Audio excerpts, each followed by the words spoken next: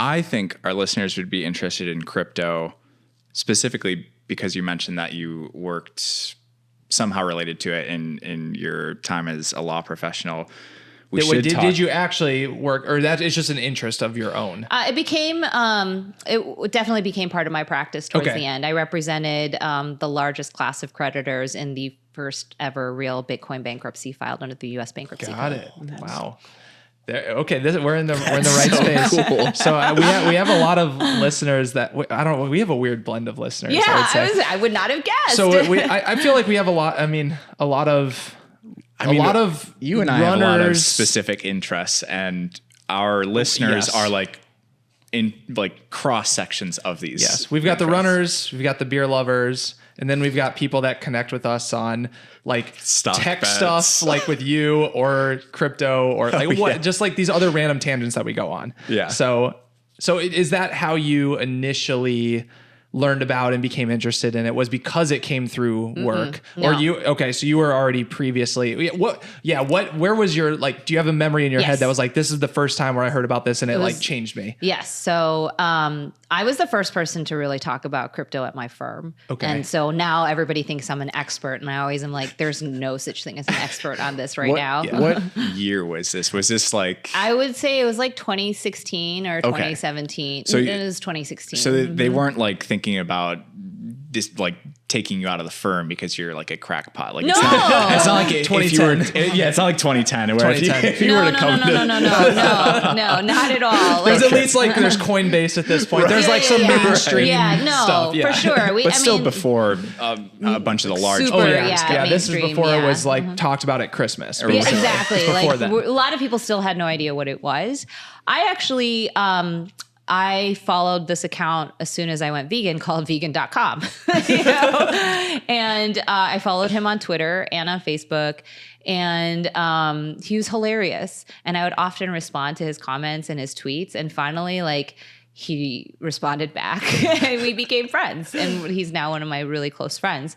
And he was an early proponent of Bitcoin. In fact, he's very wealthy now because of it, I think. But, you know, he did really well because he believed in it in 2013, which was when people thought it was a crackpot idea. That was early. Yeah. That and was so early. he was the one who introduced me to the idea of crypto, mostly Bitcoin, and getting into it. And I was like, sure, I guess. And I kind of like thought about it, but was like, oh, I don't know. And then I was listening to a Rich Roll podcast, and Rich Roll said something like, man, yeah, that Bitcoin, I got to get on that. You know how he says that a lot? Yeah. Like he's like, I got to get on that. And he said that about Bitcoin. And I was like, you know what? So do I. And I bought some Bitcoin that day because of him. Yeah. There you go. And, you know, as a hodler, right, Yeah. I was like, oh, I want to know more about this stuff. And I actually became far more interested in blockchain than in crypto. I felt like now there is scale. You know what I mean? Like that's something that could be as revolutionary as the internet. That's the value. Yeah. Exactly. So did you originally buy it as like sort of like a penny stock investment that's like maybe panning out? Okay. Yeah. Okay. I was like, this is like me putting pennies into a jackpot. Right. You know, Right. and see Maybe where it works. goes. Maybe. Yeah. And then it was more of like the social and technology aspect behind it. Sorry to interrupt this exciting program, but quick plug, Allworld, ALWRLD.com, the leader in clean sport, sustainable activewear, eco-friendly. Head over to their website and use code BeerMile15, that's all one word, for 15% off everything in the store. And that is also free domestic shipping. I mean, this is really good reminders just because I always am so late to buying Christmas presents. Exactly. Go buy your people their gifts, you know? It's so simple. And believe it or not, the shirts that we're wearing from recycled, upcycled, natural biodegradable materials. This shirt that Adam is wearing is actually 100% on the clean score. It's made of one-of-a-kind seaweed-derived fabric called Sea Cell. I'm wearing seaweed right Dude, you're wearing seaweed. That's kind of nuts. 100% That's clean. really trippy. Isn't that nuts? It doesn't feel like seaweed. I know. It would probably be more uncomfortable. It feels like your most comfortable activewear you could imagine. Allworld.com, ALWRLD.com, BeerMile15 is the code. Yeah, so really I just wanted to understand what it was. Like, I don't like not understanding things. Well, especially as an investment. Yeah, as an investor. And so I remember I literally bought this book that took you all the way back to caveman times to discuss what is the value of things? How do you value things? Like the barter system to the minting of coin currency. And it really because I was trying so hard to figure it out. And it wasn't until I read that book and I really brought it to that level of bartering for a bushel of kale for a bushel of grain, that I finally understood, oh, okay, now I understand why Bitcoin came into existence. I understand the value of trust. I understand, scarcity, I understand. I couldn't understand the inherent value of crypto. And it wasn't until I read that book that I was like, okay, now I get it. I love when anyone that I talk to that doesn't know about it or hasn't done research, whatever. It's always, but you can't hold it, whatever. It doesn't have any value. It's not they're in reference to the US dollar or whatever. Do you have dollars in your hand? It's just this make believe digital thing. And I'm like, yeah, that's what the US dollar is too, right? You realize that. I mean, there's a physical form of it, but that only has value because we all think it has value. Yeah. It's the same concept, but for some reason, because it's, I guess, new and only digital, I think a lot about how I remember when I was younger and you would buy something on eBay and use PayPal. I remember my parents being like, don't trust it. PayPal? This seems sketchy. What is this thing? Yeah. I mean, putting a credit card number into the internet, into your web browser was a massive thing.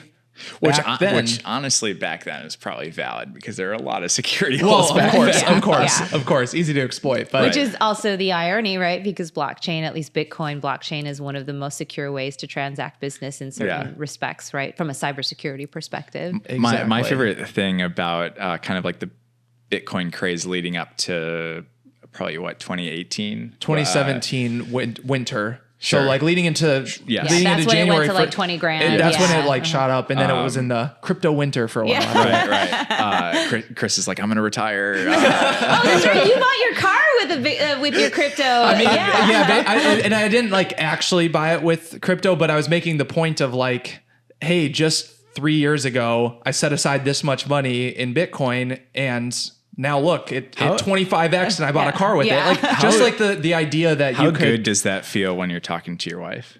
Oh, so good. Oh, why was she against it? Yes and no. I mean, she trusts me she trusts me to make good financial decisions. But yeah, she's very inquisitive. She's like, try to explain it to me, and I'm trying to explain it the best I can. And she's like, I just still don't get it. It doesn't exist. What is it? And I'm learning more and more as I read more books of better ways to explain it to someone who's never heard the concept before. But it is still tough. I feel like most of part of the adoption. The reason it takes so long for adoption to happen and where we're at currently is a lot of the stuff is tailored to someone who's either a background in coding. So actually understanding the math and the crypto, or it's just starting at a more advanced level where I think, you kind of have to understand economics generally to even be able to enter down this path. It solves a large scale problem that you don't think about every day. That's exactly right. Exactly. It's because we take it for granted. Yes. That is the problem. And so that's why it was so helpful for me to read that book where it was okay, now you can't take it for granted. Kale, grain. How do you deal with this?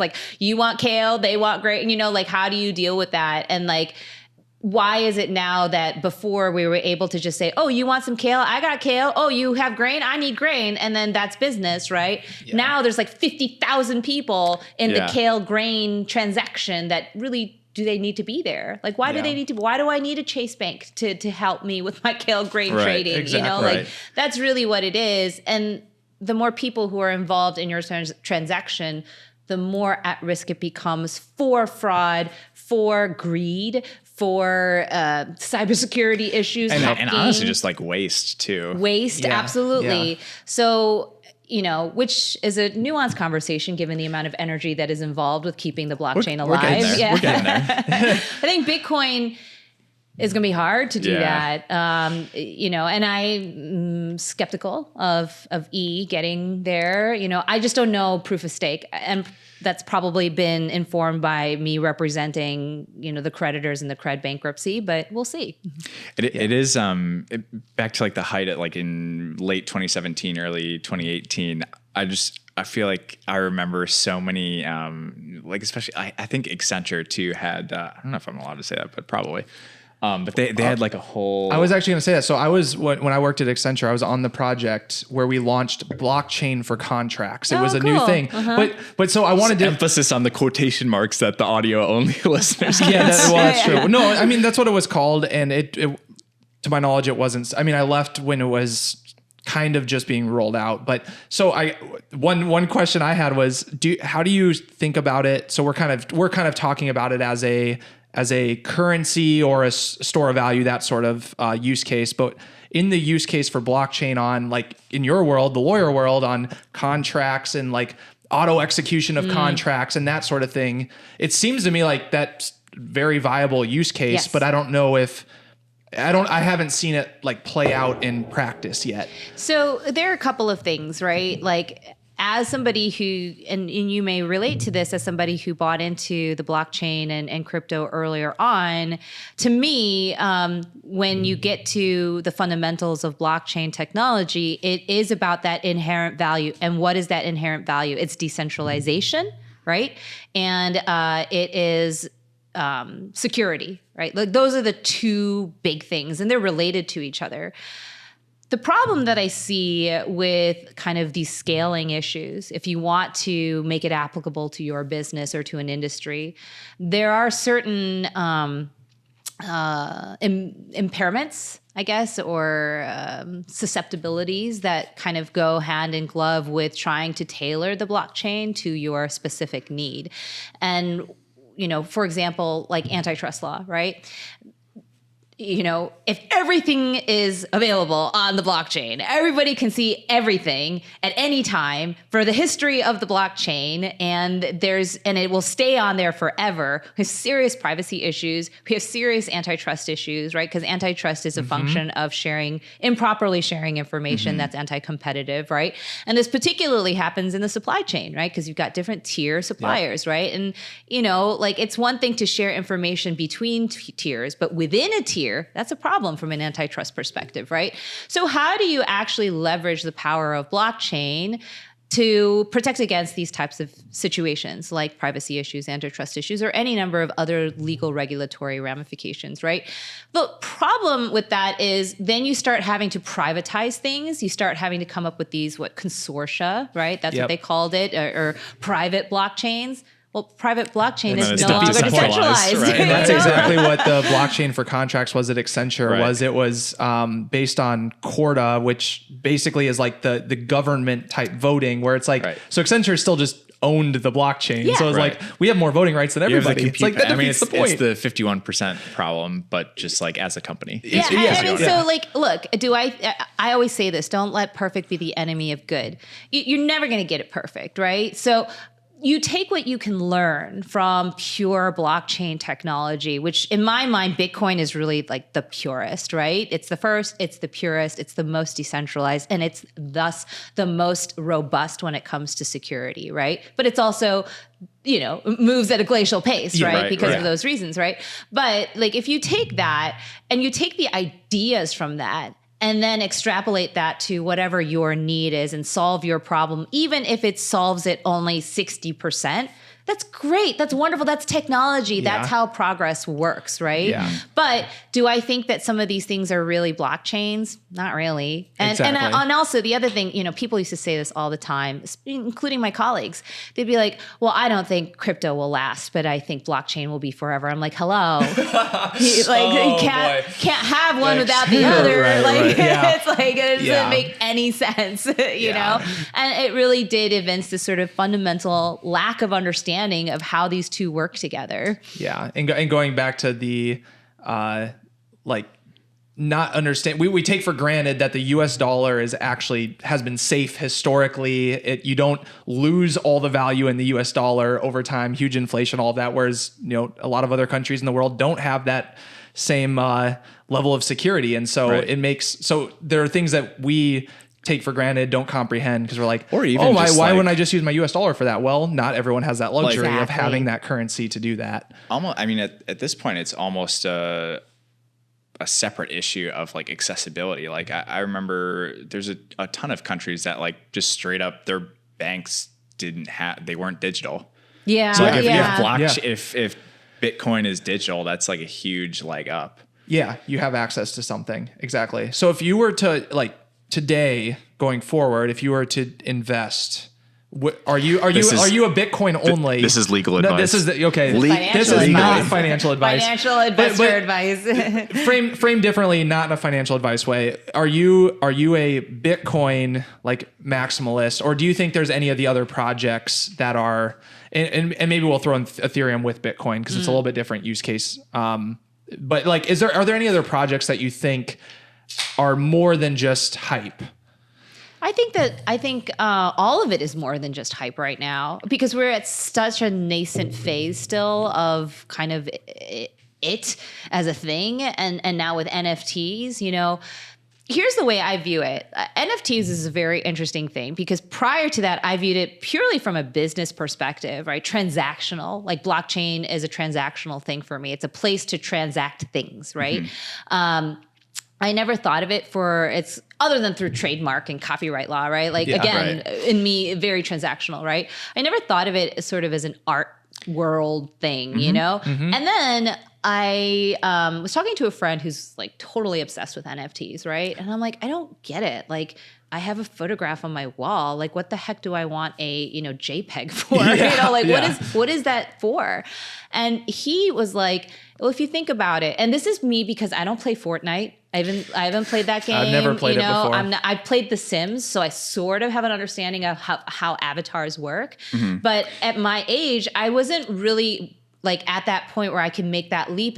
This is the world. Yeah. In 50 years, we're all going to be Sims. It's Ready Player One. Yeah. If you've seen it or read it. Exactly. Yes. This is like, there is a whole, world of young people now where Fortnite is almost as real to them as me walking out the street. That they're bringing to school. Exactly. So like they are, when I buy an NFT or the right to an NFT, whatever you want to call it, when I get an NFT, what I'm actually doing is outfitting my home, digital persona. My digital home. Yeah. Like I've got 4 walls in my digital home, and I want to put artwork on it so that when I have digital guests come over to my digital home, they'll be like, "Oh my God, you got one of those?"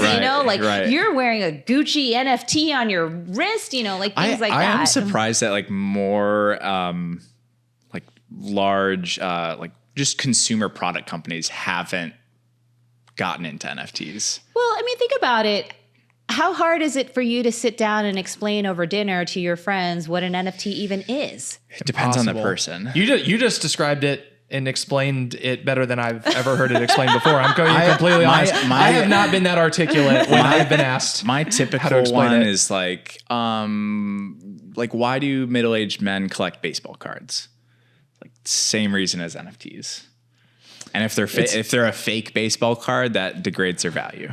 I think that reason though is not as good. No, it's definitely as Joanne's, because that like what you're because then I could just say, I can forego collecting the baseball cards. Like that's not a big deal. But saying like my livelihood in the future in my digital world is so that's why if you think about it, if you just expand that, right? Like notion that, and this is, again, it all goes back to these same things. It's like we are now living in a world of very severely dwindling resources. There is no more land, out there for us to destroy, It just is, we see it all around us. What we haven't destroyed, it will be burned up, essentially, right? So when I think about this, we have 2 options. We, hire the Elon Musks of the world to forage for us land in the, universe, extraterrestrial space, or we go inward. That is where the digital universe is still ripe for the picking, right? Because although I was just reading about, there's Meta, which is a joke. And then there's Decentraland, which is very interesting, right? You can actually buy digital real estate right now. And how do you buy it? Cryptocurrency. Yeah, right. That is why I think all of it is more than just hype, because at a certain point, this is all the money that you're going to be able to have in order to transact any business, buy anything, NFTs, real estate, whatever. I think NFTs were the thing that like did it for me as far as crypto goes, because it was actually, for me, like digital scarcity never felt like a real thing. A real thing. I was like, come on, yeah, I get you only have 2 million blocks that you're gonna whatever. But with NFTs, I was like, okay, like I kind of get it, where it's not so much a scarcity as it is like your persona, or like I don't know, were you like a Millsbury kid or like a Webkins type of person? I actually don't even know what you're talking about. I have no idea what those are. Yeah. God, you know what? Actually, most of our listeners are younger than that, so they probably won't remember. But Webkins were like these physical toys that you would buy, and they had a tag on them that you would go to the Webkins website, and you would like enter that on, and it would like unlock this like digital room. And the more you bought, you would like get these certain attributes where you could like spin on the wheel, and you'd get a fancy hat that you could like decorate your little character for. And I was like, so like Webkins was way ahead of its time.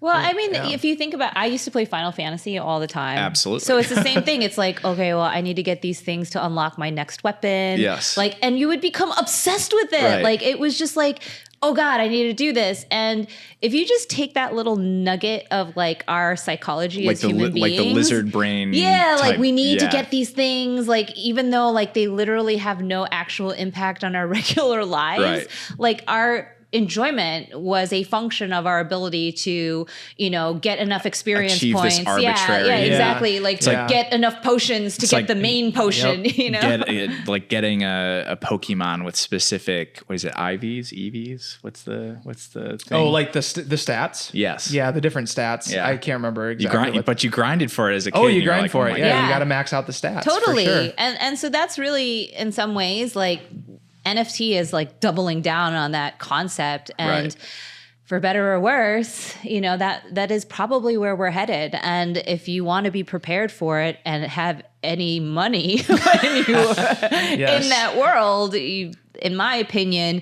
it makes sense. Look, nobody's telling you got to pour your life savings into it, but if you got a little bit of money, maybe divert some to some crypto to make sure that you're prepared for that. Honestly, in our lifetime, I don't think it's going to happen, but I think in these young people's lifetime, it may. For sure. Definitely coming on quick. So with the energy side of it, like specifically for Bitcoin, I don't know. I'm curious to hear your side on this. I go back and forth on, well, our improvements in solar energy and all these other pieces are going to continue to advance exponentially. So is that going to cover what we need? Or how do you look at it? That I don't know. To be honest, I do not know. And again, I'm obviously very influenced by Rich, but I did listen to his podcast recently. Him and Adam were talking about this, and they were, they did a whole thing on NFTs, and they were talking about how perhaps E is kind of the hope for the future, proof of stake. And my concern with proof of stake, and I welcome people to prove me wrong, is that it simply won't be as secure as proof of work. That's my concern. And if it isn't, then that's the cost, right? Mathematically, that's consistent. Is it? Okay, I'm not a mathematician, so, but yes. I mean, like to me, like leaving it to something absolutely random as opposed to this other more subjective kind of thing. Exactly. I'm like, this just doesn't give me the good feels, right? From a security standpoint. So that makes me feel some kind of way. But at the same time, we cannot deny the amount of energy that is now being taken to run what I believe is a dinosaur. I mean, I literally in my head think of this lumbering dinosaur when I think of the blockchain, like the Bitcoin blockchain, because it's the first of its kind. Yeah, it feels like what was that one movie where it's like all the animals and there's like a bunny as a cop and the sloth is at the DMV. Yeah. That's Bitcoin, and so there's a trade-off to it. Yeah. Do I think that if the energy could be sourced from more renewable means, that could be an improvement? Totally. And that's my hope. But I will say it has, I guess, caused me to hit the pause button on buying more Bitcoin. You know, Yeah. it has. Yeah. I mean, not that I need it. It's like Bitcoin's like all over the freaking place. And I'm like always so like, if I buy it now, what if it goes all the way down to blah, blah, Right, blah, right. you know? Just- So yeah. like that inherent resistance is already there. But now there's a little thumb added to that, which is, well, what am I costing the planet by doing this? That's true. My original, like over the past few years, my thought process has been, and this is perfect coming from the law world, was how do I sell it? Like, because thinking about Bitcoin as an investment, I'm like, how do I sell this without paying taxes? And then, but now I've shifted to the point where I'm like, I'm never gonna sell it. Don't sell it. That's the thing. Yeah. And so like when I first got some and then it goes up and you're like, oh my gosh, like I doubled my need to money. sell Like it. I'm going to sell it. Yeah. And then I was like, oh, but if I sell it, then I'm like, really, I'm not making 100% profit. I'm making like 60% because the government's going to take, all that stuff. And then I'm like, God, okay, how do I hide it? The long is just like, oh, well, my transactions will be in Bitcoin. But that's the thing. So Right. now I've actually changed my thinking, because my thinking before was I need to move the Bitcoin back to US dollars so I can have money and use it. But now I'm actually thinking the opposite of, well, no, I'm just going to have that. And then in the future, someday where that's what's needed to make purchases, Yeah, you then can I'm good to go. So I'll you have can buy my a US Tesla dollars, with, I'll have my Bitcoin, and with then I Bitcoin. can go. Yeah, exactly. I think. I mean, they're like, you can do real estate deals Yeah. if the seller is willing to, and it's like in New York City, that's definitely a growing thing. There was a basketball player who recently, was it a basketball player or a football player who recently demanded that his salary now be paid in Bitcoin? And there are like a lot of the crypto companies, they pay their employees salaries in that's in amazing. Bitcoin, which would be That's amazing. amazing. I think if I were to sell my condo, like, and move at You'd any want point, Bitcoin? I think I would like advertise that I'm willing to take Bitcoin for it. I mean, Sure. in the event that it's going to go up at all in value, the relative value, I'd be of like, course. do you want to add but free money to your 401k for selling your house? Like, Yeah. kind of same difference. yeah, I mean, I hear what yeah. you're saying. I mean, think of course, it's it's a assuming that gamble. it's a gamble. It's still a gamble. So I not mean, it's- investment advice, but I'm also comfortable at this point saying, you know what, if it all goes to hell and it goes to zero, that's why I have US dollars in a 401k, and I just like, you know Right. what, life goes on. Like, It's, be reasonable about You your gotta take decisions. some risks to Yeah. have That's my some favorite thing rewards. about Gen Z and like the Wall Street bets type of thing is like it's either food stamps or either food stamp or a mansion. Here we go. Like Yes, Yeah, yeah. You either yeah. have the 0 Lambo to or you 60, or yeah. you owe all the let it creditors ride money. out. yeah, I like that too. What a wild world. It is. We live in a really crazy It's world very right now. entertaining. Yeah, it is. It's entertaining. It's thought provoking. I think it's really good mental exercises to think about these things a little bit. Be prepared, right? Be prepared for what's coming. Yeah. I often think about, like, if I were to find a new job now, ideally I'd want it in the crypto space, but what can I do as not a software developer? That's the hard part. I think there's a lot of space in like the product domain with like your probably. specific Making it more consumer facing, consumer friendly, Yeah. and access. Yeah. I mean, honestly, like 'Cause I from a think technology standpoint, the blockchain is like not that complicated, unless you are trying to solve like the energy question. Yeah, I was like, there Yeah. are certain problems that are There are obviously problems very that are hard. complicated. Yeah. Yeah. You're saying the underlying math and everything. I mean, is- you can mint an NFT in really 13 quickly. lines of code. yeah. So Yeah, I think that what I always thought would be very helpful to me is, and there are probably companies that do this already, but like I want to move my coin off of Coinbase. But I am terrified of doing it. Like Yeah. I am so, because it's like once you lose it forever, blah, blah, blah. It feels like That is very scary. It feels like you're taking out an old N64 cartridge and you're like, I'm gonna blow on it. And I really hope it works. really hope it works. If it doesn't work, I'm fucked. Yeah, like literally, like that's the thing. It's like, so that would be like what I want help with is like if there's a company that I could trust, but that again, this Big all thing, this right. all goes And- back to trust, and right? I hate Trust and Yeah. overhead yeah, and like all that stuff. I yeah. hate Coinbase for centralizing it, but at the same time, do I feel a little more comfortable knowing that there's a company with a lot of money that can kind of back Yeah. me up because they want me as a customer? So like if something happens, they're going to back me up and like refund me? You know, do I like that, or do I like to put it all in my own hands? I don't know. I mean, they're not insured, No. you know, Yeah. so No. like, I don't know that they could do any of It those could be things. another Mount Gox someday. Yeah, it Who could be knows? exactly another Mount Gox or Cred or any of these, you know, that have toppled. And it's like